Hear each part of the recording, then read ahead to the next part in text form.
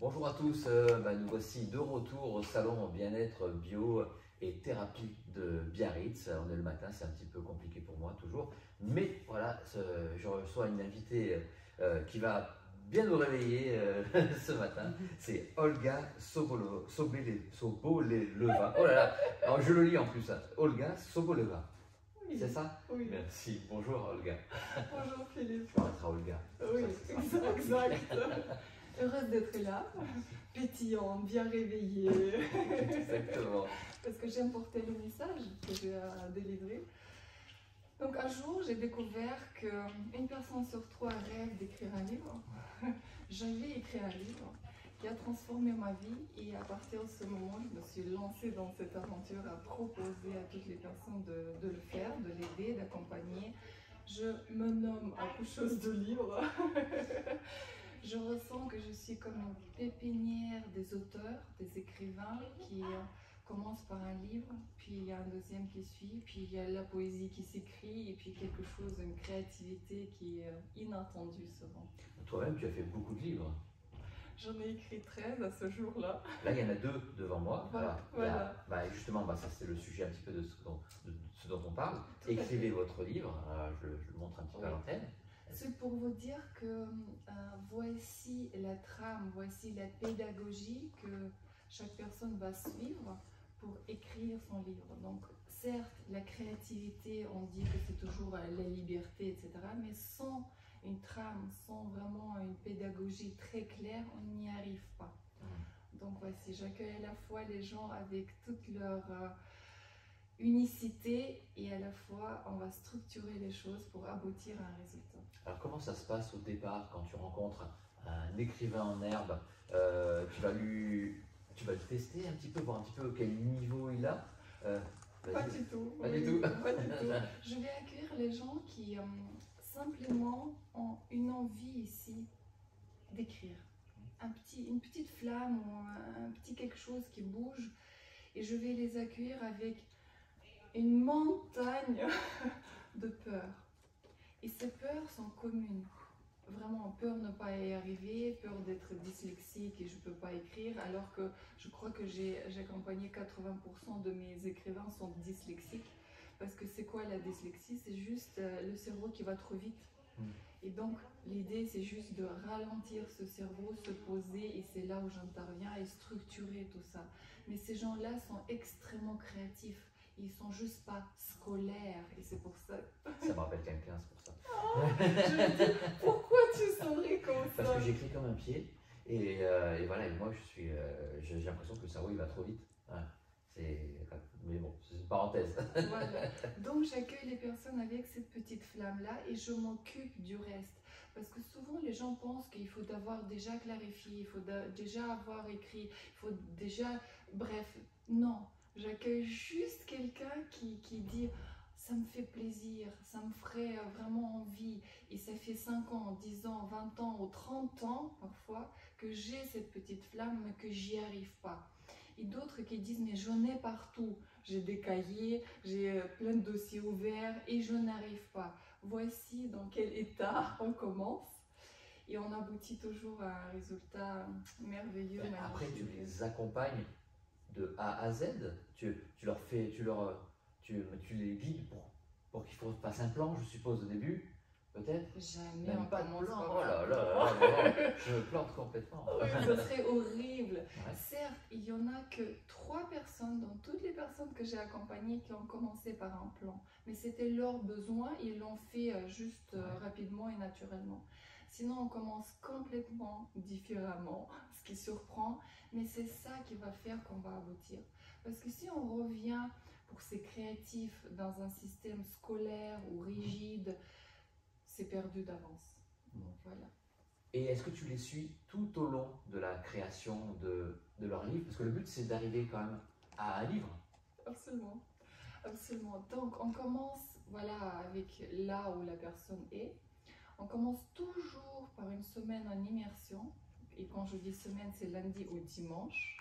Et on va vraiment s'immerger, que ce soit en visio de chez soi, parce qu'il y a un confort, parce qu'il y a des contraintes d'enfants, de chiens, de mari, d'autres choses, ou bien j'accueille chez moi et donc on va écrire une semaine matin au soir.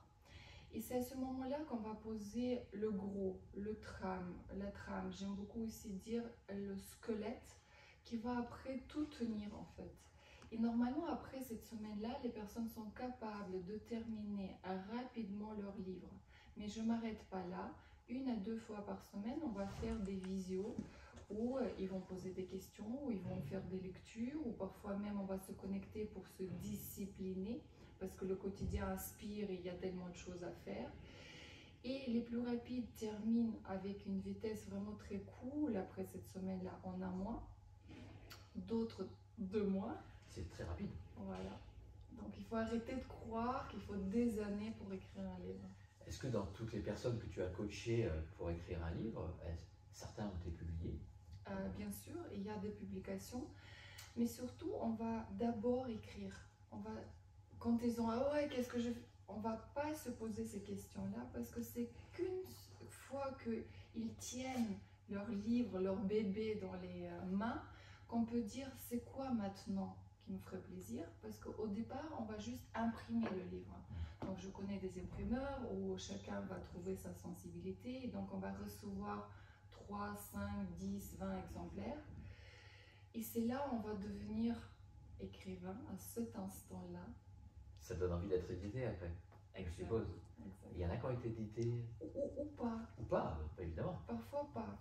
Parfois, ils n'ont pas envie aussi. Parce qu'il y a d'autres valeurs en Bien fait. sûr. Et donc les personnes vont porter leur livre, ils vont auto-éditer. Donc c'est eux qui vont être le propre éditeur. Et j'ai aussi récemment eu une belle transformation où une personne était très réticente par rapport aux maisons d'édition en croyant que c'est des escrocs, voilà, tout ça. Et quand je présente les chiffres, donc tout étant le pourquoi l'auteur a si peu, un petit peu pourcentage, mais parce qu'il y a le papier, parce qu'il y a le travail, parce qu'il y a, bref, tout un tas de choses. La personne s'est tellement apaisée qu'elle a trouvé un éditeur rapidement, je crois qu'en 2 ou 3 semaines, ce qui est très incroyable. Oui. D'habitude, il faut des mois et même des années, des fois. Exact. Et elle est heureuse et elle aime son éditeur. Donc on passe dans réticent, je veux rien entendre, je suis presque en colère, j'ai de la rage. Je l'aime cette personne-là parce qu'il y a une collaboration et parce qu'à chaque fois, je tiens à préciser, on va plus loin que ça. Donc je vends un accompagnement, je vends pas une semaine, je vends un accompagnement où je suis presque, je dis toujours, vous m'achetez. Et je suis disponible 1 mois, 3 mois, 1 année. Là, dans le salon, il y a Dominique avec laquelle vous avez fait une interview. Ça fait plus d'1 an qu'elle se balade avec son livre, elle a été éditée également. Et encore, je vais coacher, je vais l'aider comment se mettre en valeur, je vais lui dire, vas-y, faire cette vidéo. C'est presque une psychothérapie. C'est presque. Parce qu'à la fin, quand la personne a abouti son livre, elle le tient entre les mains, je suppose qu'il y a quand même un changement chez cette personne, il y a une satisfaction, une fierté. Absolument. Et ça se passe en plus, merci Philippe de me rappeler, toujours en petit groupe, 3 à 5 personnes max, pour que je suive vraiment chacun à la lettre, à la virgule près. Et on va construire une grande confiance. Et je dis, je vais vous aider de devenir auteur, écrivain, avant même qu'on publie un livre. Parce que c'est une posture différente, c'est une casquette supplémentaire et j'ai toutes les clés, parce que je suis à la base aussi coach moi-même, pour y arriver, pour amener toutes ces personnes vers ça. Donc confiance, estime de soi, reconnaissance, et le groupe y participe. Il est miroir, il est celui qui va être le premier lecteur, bêta lecteur. Il va poser aussi des questions si quelque chose n'est pas clair. Donc c'est aussi comme un groupe de travail. C'est beaucoup d'intimité et les personnes créent un lien tellement fort avec ces personnes-là que parfois ils n'ont même pas ça avec la famille. On va se dire aussi beaucoup de choses et on va écrire beaucoup de choses. Ça ne veut pas dire que tout ça on va le publier ou éditer, imprimer, mais on va beaucoup écrire, beaucoup élaguer, libérer. Et moi-même qui a écrit un livre et qui a vu une transformation à la fois personnelle et aussi professionnelle, je me dis aussi que je suis celle qui va révéler les talents, celle qui va mettre en lumière des professionnels de bien-être et d'accompagnement pour vraiment leur enfin mettre cette reconnaissance. On va lutter contre l'imposteur. Le syndrome de l'imposteur, oui. Et je suppose que les personnes qui ont réussi cette étape d'avoir leur livre ont envie d'y retourner après, ont envie de continuer, puisque maintenant elles se sentent auteurs. C'est vrai, c'est tout à fait. Je pense que, je ne sais pas combien de pourcents, allez, 80 ont déjà une deuxième, troisième idée à la suite. Et donc, comment ça va se passer? Ils vont rester dans le clan des écrivains, ou un club, ou une secte. Attention. Peut-être pas. Moi, j'exagère, mais comme je suis une russe, j'adore les blagues. Donc, ils vont vraiment rester dans les groupes, ils vont rejoindre d'autres, et si quelqu'un arrête et qui fait une pause, etc., ils vont continuer à écrire, ils vont continuer à faire les lectures, ils vont continuer eux-mêmes à se donner des feedbacks parce qu'ils l'ont appris très finement pendant toutes ces heures où on s'accompagne. Et évidemment, on va ensemble travailler et trouver une belle couverture qui correspond à chacun. Faire la photo, peut-être tu devrais montrer de la 4e de couverture, tu sais, derrière. Voilà, on va faire ensemble des photos parce que beaucoup de personnes ont du mal avec leur image, c'est pas facile. Donc on va vraiment devenir auteur par tous ces petits détails et pour après s'envoler et faire une belle route. Et souvent, les personnes vont retravailler leur offre, comme on dit, de thérapeute ou de coach, parce qu'il y a une valeur. Parce que moi aussi, j'ai cette aptitude d'être la coach des coachs et j'ai beaucoup de témoignages là-dessus.